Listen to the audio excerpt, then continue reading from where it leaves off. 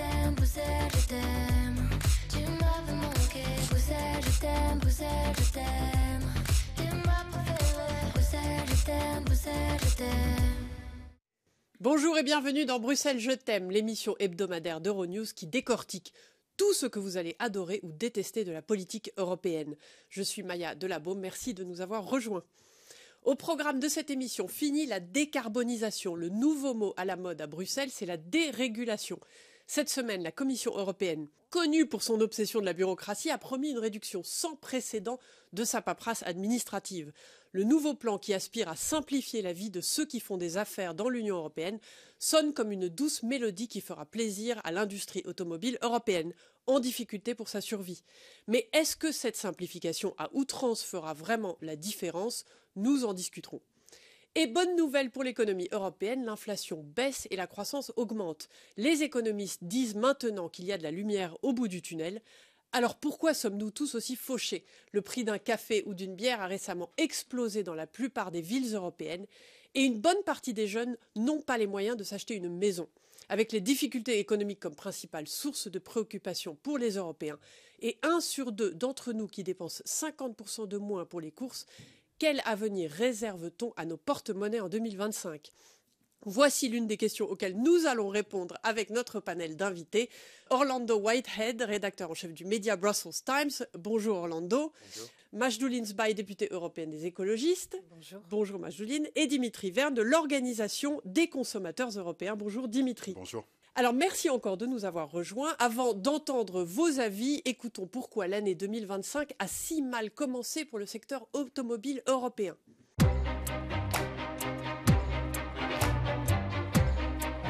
Une ombre plane sur l'Allemagne, celle de la faillite de l'importante industrie automobile du pays et des véhicules emblématiques de Volkswagen, Mercedes et BMW exposés dans des musées plutôt que dans les rues des villes du monde entier.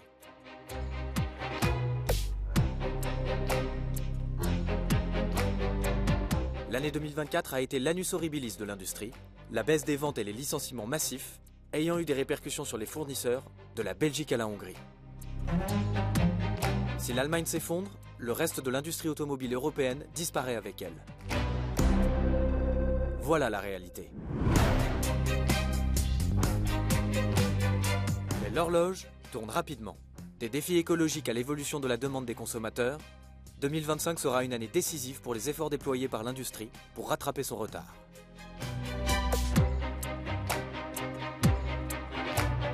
Et puis, il y a ceci. Les véhicules électriques chinois devraient presque tripler leur part de marché dans l'UE d'ici à 2027. L'Europe peut-elle encore mettre le turbo ?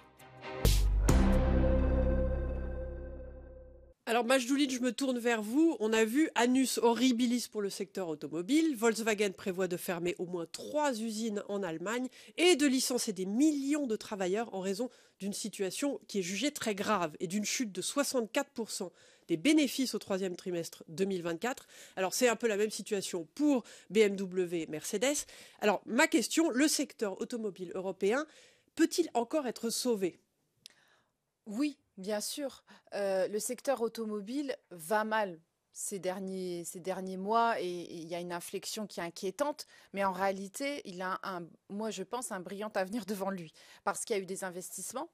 Pour la décarbonation justement de l'automobile, pour être à l'avance sur offrir des véhicules électriques aux citoyens européens et pouvoir développer ces nouvelles technologies. Et puis il y a aussi le fait qu'aujourd'hui on a une mobilité qui dépend encore de l'automobile, donc on a des besoins sur le marché qui vont continuer à exister. Après l'automobile, elle doit s'adapter.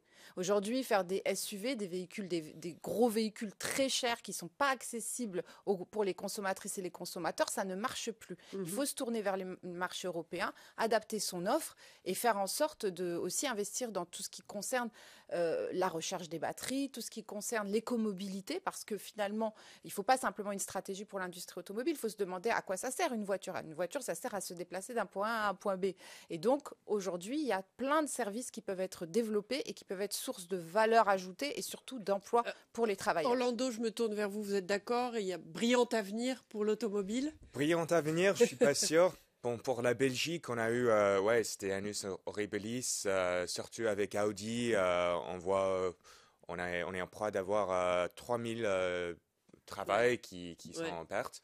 Mais je crois que c'est vraiment, comme on a entendu, une question de changer le type de voiture qu'on a maintenant. Ouais. Donc, c'est pas tellement des SUV, mais il faut repenser aux petites voitures pour adeptes pour les villes, des petits déplacements, mais aussi les infrastructures, des points de charging, tout cela.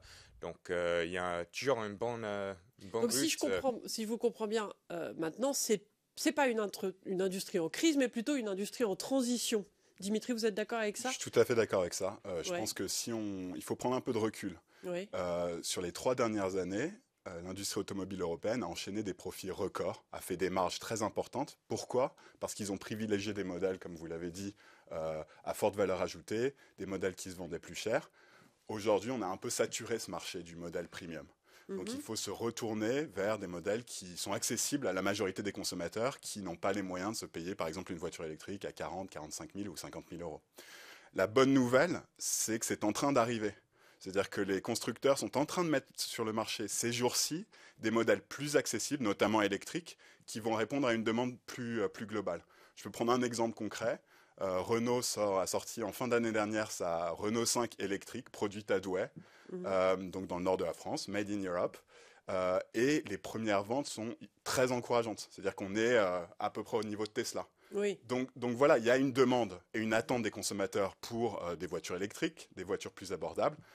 Charge aux industriels de répondre à cette demande. Ouais. Alors, je vous sens tous assez optimistes, mais il y a quand même, il faut le dire, une vraie crise en ce moment dans le secteur de l'automobile, et notamment parce que on a un coût de l'énergie qui est bien supérieur en Europe à tous les autres pays. Alors, Majouline, je me tourne vers vous. Comment est-ce qu'un pays comme l'Allemagne peut rester compétitif quand le coût de l'énergie est beaucoup plus élevé qu'aux États-Unis?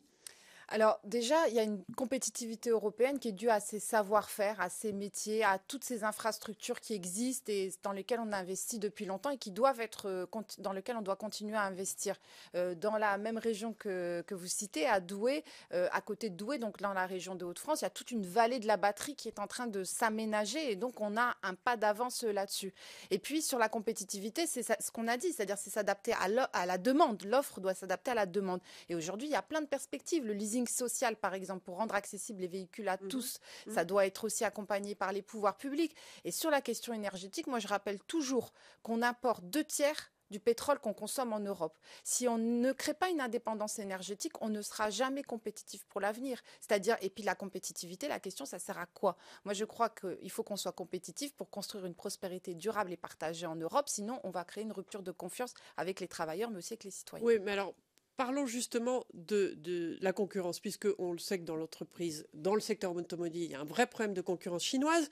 Et n'est-ce pas justement le plus grand problème pour l'industrie automobile européenne, Orlando? Bon, on voit qu'il y a, en fait, j'ai récemment lu que même avec des tarifs, les marques chinoises resteront toujours assez ou moins chères que les voitures faites en Europe. Le BYD, Alors, quand apparemment, vous dites tarif, vous parlez de droit de douane. Oui, exactement. Donc, même si on met une droit de douane à 50%, les BYD vont rester avant que les voitures faites en Europe. Donc, là, ouais, c'est vraiment question. Je crois que l'énergie, ça reste toujours à la base. Moi, je veux revenir sur cette question de la concurrence chinoise. Oui. Parce que c'est vrai que la Chine a développé une expertise, un savoir-faire, notamment sur la chaîne de valeur électrique, qui est indéniable.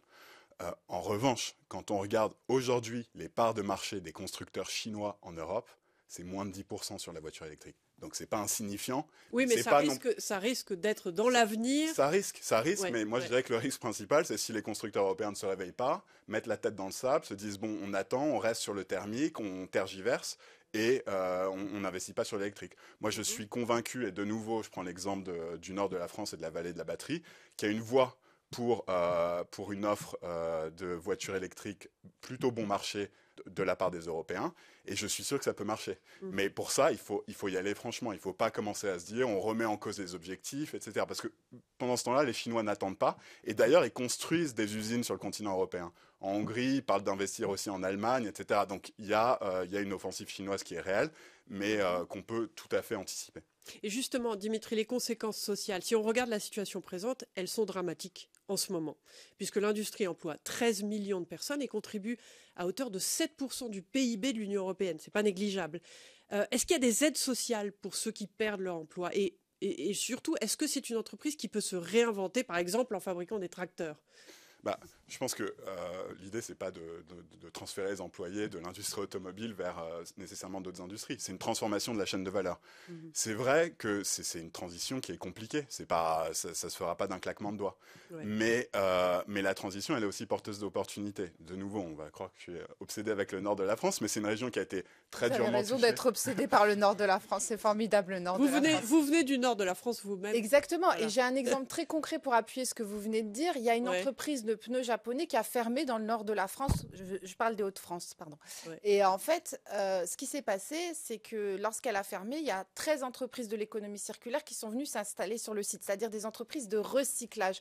Moi, je crois qu'il y a une économie qui est en train de naître, qui est une économie de la sobriété, c'est-à-dire réduire finalement les ressources qu'on utilise pour fabriquer la même chose, une économie du service aussi, j'ai parlé de location sociale de véhicules électriques par exemple, et puis une économie du recyclage. Et si on reste obsédé par l'économie du passé qui consiste à fabriquer toujours plus de voitures pour en vendre toujours plus, en utilisant plus de pétrole pour les faire rouler, et du coup en créant les conditions de l'inhabitabilité de la planète, eh bien on n'avance pas sur un modèle qui justement peut être plus inclusif. Et sur la question des travailleurs et des emplois perdus, c'est très important de souligner le fait qu'aujourd'hui on a un problème d'attractivité dans certains métiers dans la vallée de la batterie. Leur défi pour fabriquer des batteries demain, c'est de trouver des gens qui ont envie de travailler dans cette industrie. C'est de créer les conditions pour qu'ils aient envie de se former et de travailler dans ces nouveaux métiers. Donc c'est tout ça qu'il faut aménager, tout ça qu'il faut penser et planifier pour l'avenir de notre industrie. Alors juste, nous sommes à Bruxelles, donc cette semaine, on a vu que la Commission européenne a présenté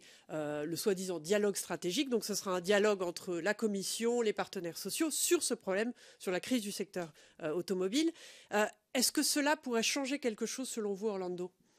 Pour moi, je n'ai pas encore vu des décisions qu'ils ont prises. Je sais que, on est maintenant en période de dialogue, mais franchement, c'est pas seulement l'industrie automobile qui peut offrir des solutions. Il faut aussi compter sur l'enseignement, l'énergie. Il y a tous les autres aspects de l'industrie qui prennent compte. Donc, oui, Dimitri, vous Nous, pensez quoi de ce dialogue stratégique ? Alors, on participe à ce dialogue stratégique. Cette semaine, notre directeur général était au siège de la Commission européenne avec la présidente von der Leyen et les PDG de l'industrie automobile pour discuter de ça.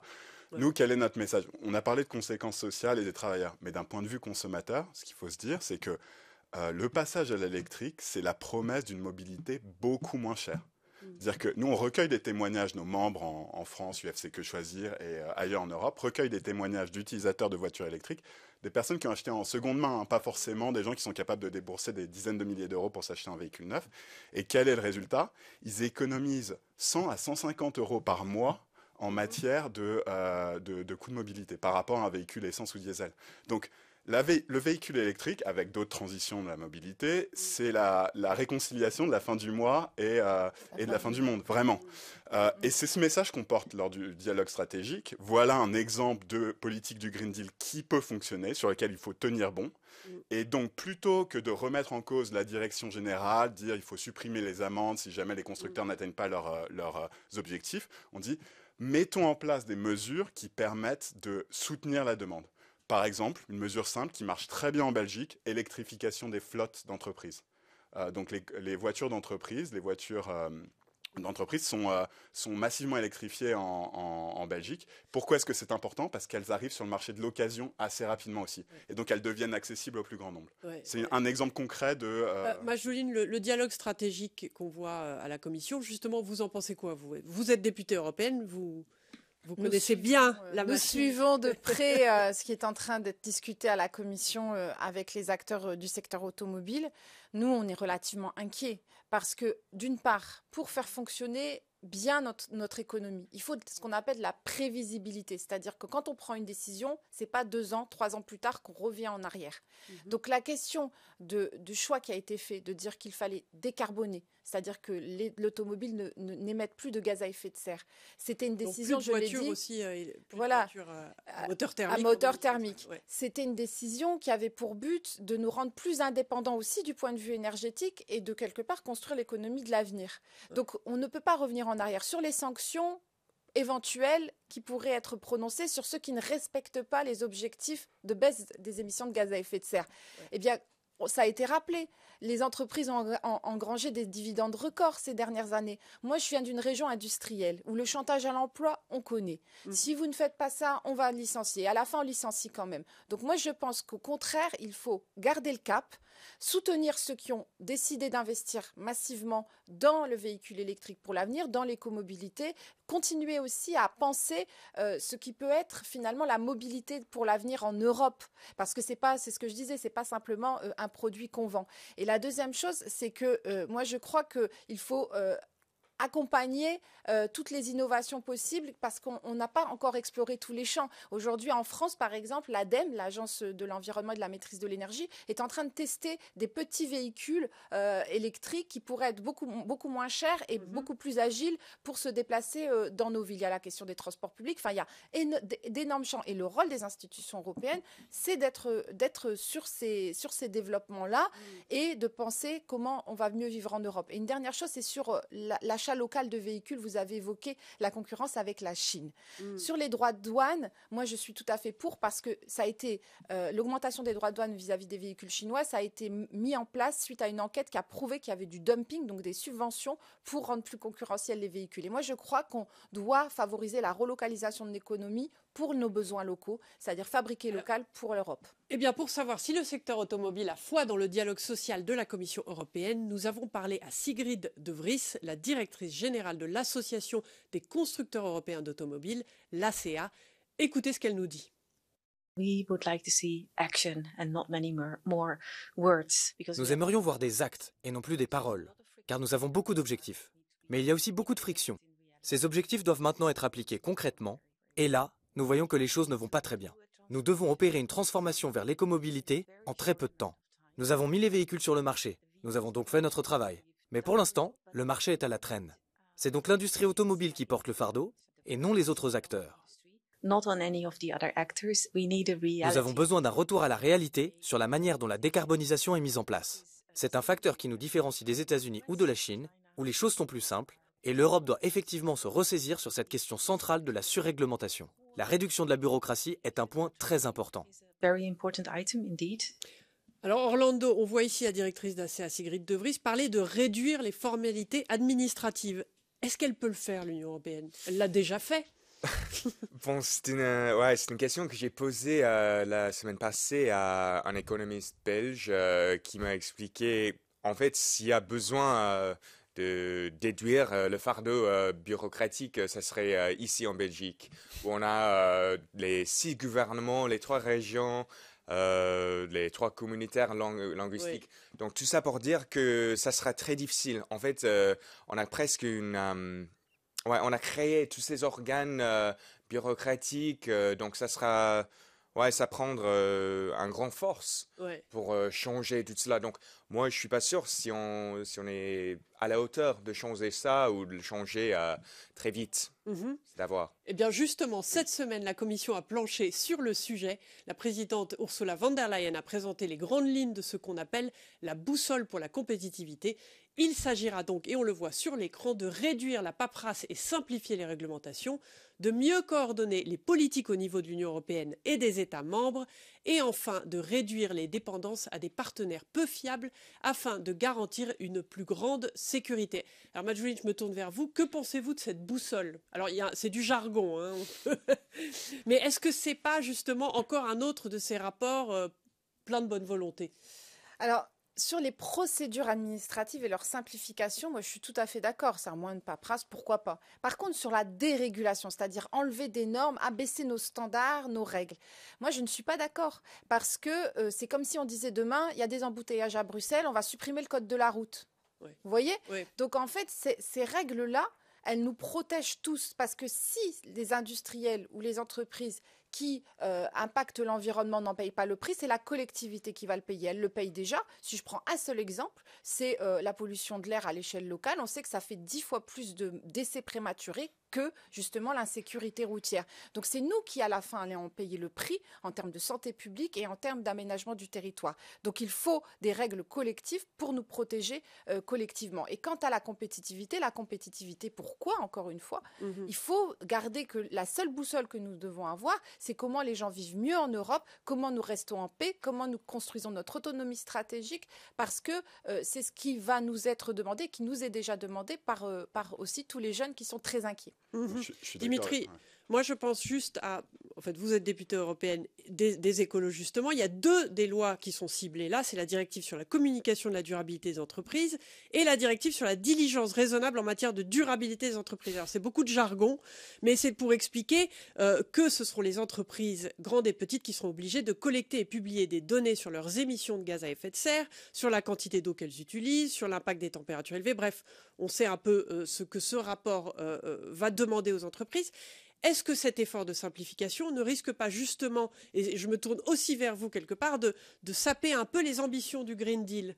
Dimitri, d'abord vous peut-être, et ensuite... Mais je vais rebondir sur ce qui vient d'être dit.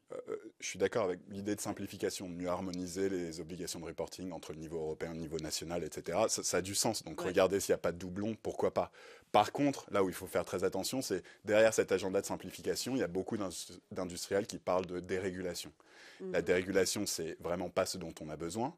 Et pour revenir au sujet de l'industrie automobile, par exemple, maintenir le cap sur il y a beaucoup d'industriels qui disent j'ai besoin de visibilité avant tout. C'est-à-dire si on me dit 2035, voiture zéro émission électrique seulement, je sais que je dois investir là-dedans. Si on commence à remettre ça en cause et qu'un jour oui, un jour non, C'est sur ce point que nous pouvons clore cette discussion. Merci beaucoup à tous les invités qui sont ici présents. On prend un temps de pause, mais restez avec nous pour le prochain débat où nous expliquerons pourquoi le prix d'un café dans une ville européenne continue d'augmenter alors que l'inflation diminue. A tout de suite sur Euronews.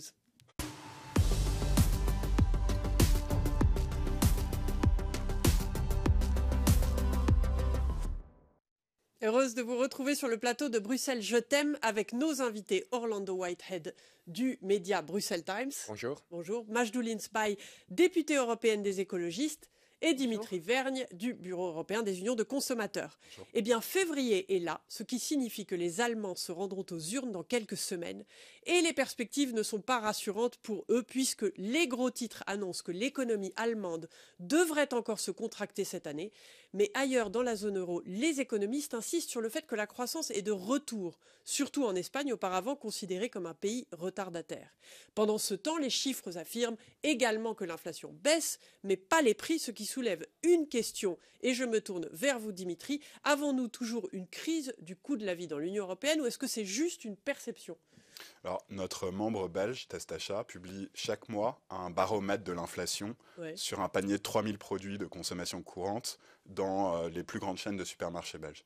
Les résultats sont assez édifiants, c'est-à-dire que l'inflation ralentit, certes, mais on reste quand même, le panier moyen, il est près de 30% plus onéreux que ce qu'il était avant la guerre en Ukraine. Ouais. Donc, en effet, on a toujours un problème et c'est difficile de joindre les deux bouts. Ouais. Orlando, on dirait que les prix des aliments ont explosé. On sait que le lait, le beurre ont augmenté de 43% et le riz de 68%. Le secteur de l'hôtellerie a du mal. Donc, c'est le consommateur qui doit payer ? Oui, ça sera le consommateur qui doit payer. On a vu aussi les phénomènes de shrinkflation et greedflation. Exactement. Donc, c'est quand les produits, en fait, ils coûtent plus cher, mais ils ont diminué, ou ils coûtent le même, mais ils ont diminué la taille. Donc, il y a toutes les façons de cacher l'inflation, mais ça reste là. Donc, je crois que oui, à la base, c'est le consommateur.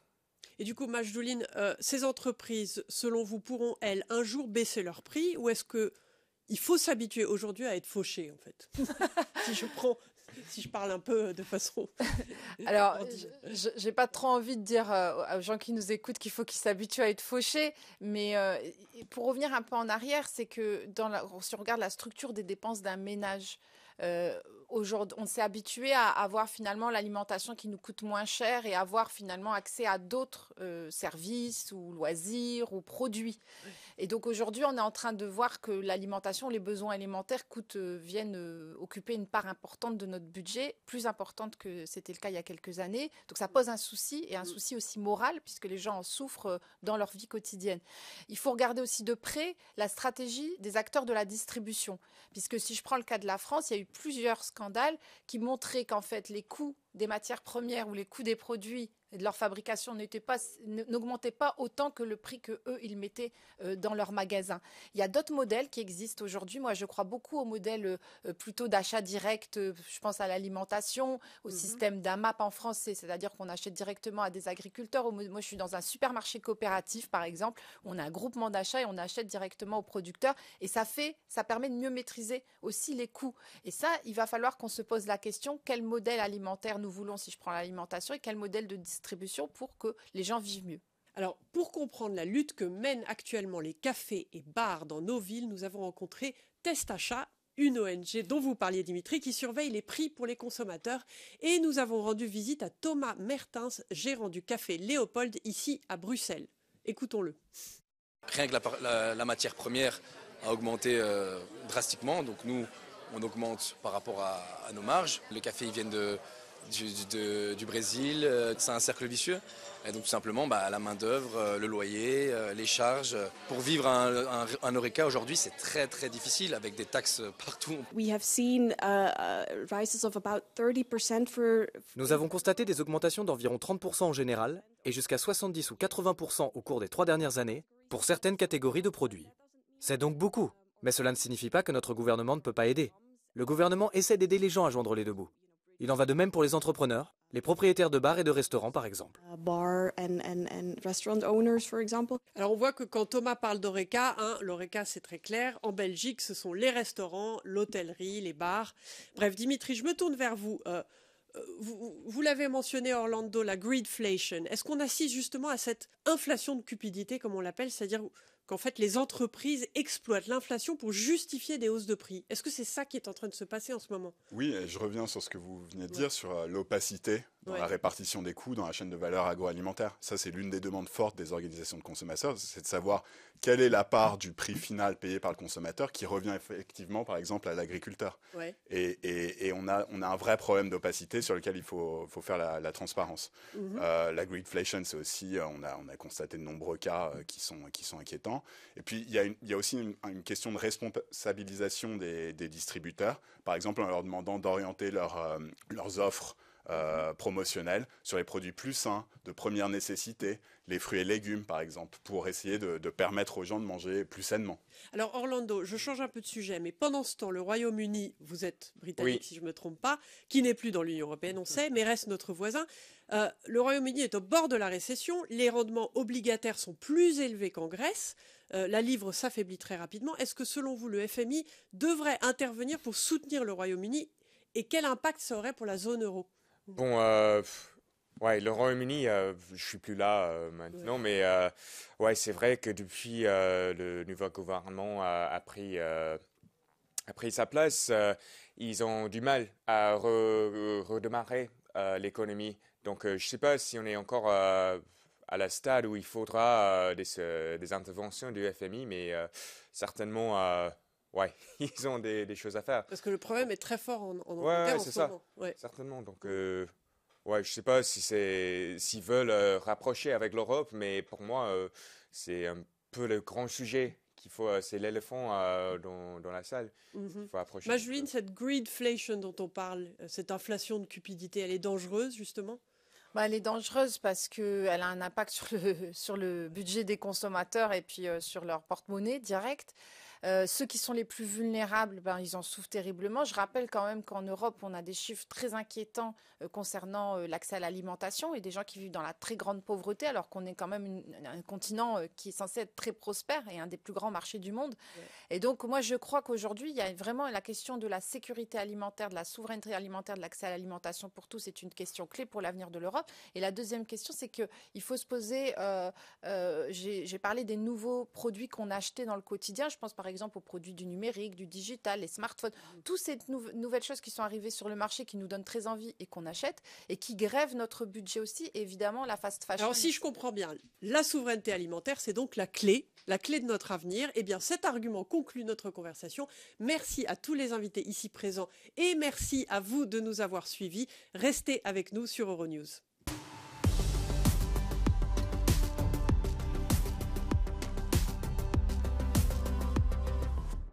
Heureuse de vous retrouver sur le plateau de Bruxelles Je t'aime avec nos invités Orlando Whitehead du média Brussels Times, Majdoulin Sbaï, députée européenne des écologistes, et Dimitri Verne du Bureau européen des unions de consommateurs. Alors, dans l'actualité de la semaine, l'un des sujets qui a retenu notre attention est le métro bruxellois qui a été classé comme le 2e pire réseau métropolitain d'Europe par la plateforme de voyage Bounce, Budapest étant le pire. En parallèle, les données de la Commission européenne montrent que la situation est variée en Europe quant à notre taux de satisfaction concernant les transports publics dans nos villes. À Vienne, les habitants sont satisfaits à 91%, mais à Rome, le taux est très bas. Bruxelles et Paris, comme on le voit sur ce graphique, ne s'en sortent finalement pas si mal. Majouline, je me tourne vers vous. Est-ce que vous trouvez ça un peu surprenant ? Oui, parce que je prends le métro à Bruxelles depuis la gare du Midi pour me rendre au Parlement européen et je pense qu'on a effectivement des infrastructures de transport qui parfois doivent être modernisées, améliorées. En ce moment, dans la métropole lilloise, il y a un gros problème sur la ligne de métro qui entraîne un engorgement record. Et donc, je pense que l'anticipation des pouvoirs publics pour investir est capitale, surtout si on veut se passer un peu moins de la voiture. Oui. Alors Dimitri, qu'est-ce qu'il faut pour des villes comme Rome, on l'a vu, comme Bruxelles, pour rattraper le retard et surtout, comment faire pour rendre les transports publics plus accessibles ? Les sondages des utilisateurs, des usagers de transport public sont assez clairs. Qu'est-ce qu'ils veulent ? C'est une qualité de service supérieure. Avant le prix, avant les tarifs, c'est une meilleure fréquence, meilleure amplitude horaire, c'est-à-dire que je peux partir tôt le matin et rentrer tard le soir.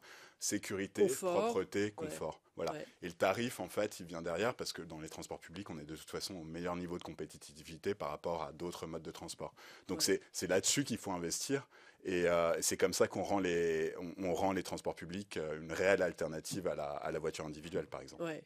Alors justement, on a parlé de voitures électriques avant, au début d'émission. Pensez-vous qu'un jour, à Orlando, on aura tellement de voitures électriques qu'on n'aura même plus besoin de prendre le métro ? Bon, on est toujours loin. Je ne sais pas si c'est le but, mais il faut repenser la façon dont on se déplace dans les grandes villes.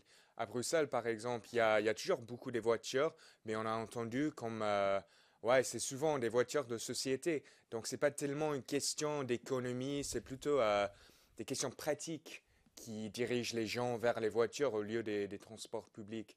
Donc, il y a d'autres façons à repenser, à pousser les gens à prendre des transports différents.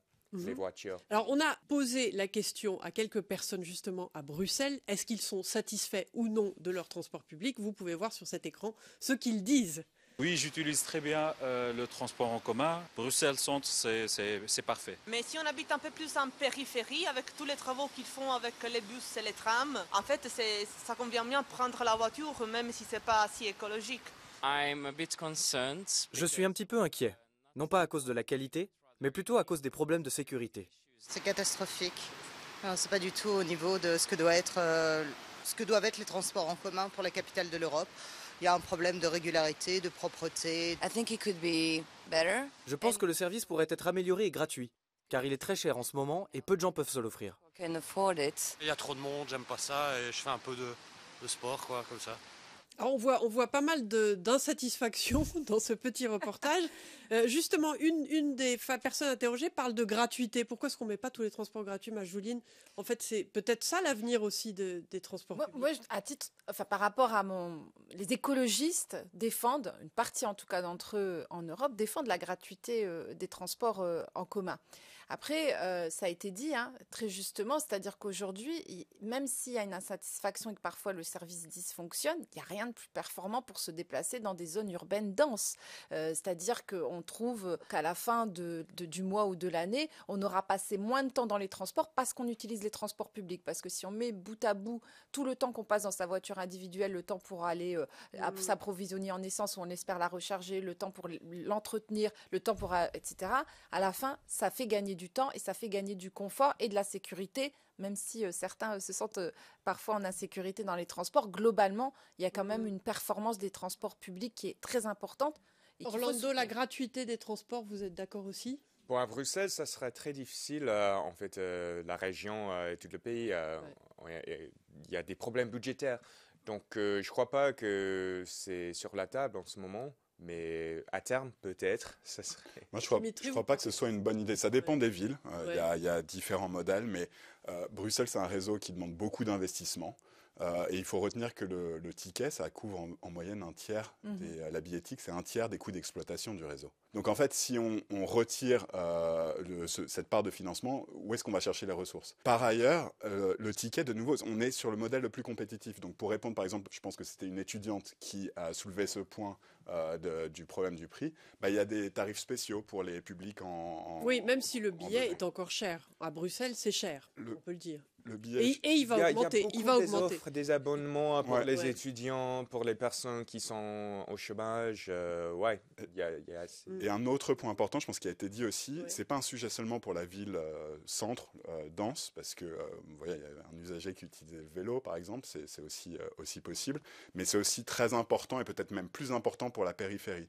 Et là, il y a par exemple en France un sujet sur l'avenir des RER métropolitains, l'idée de créer des réseaux de transport qui connectent les métropoles, mais aussi les périphéries.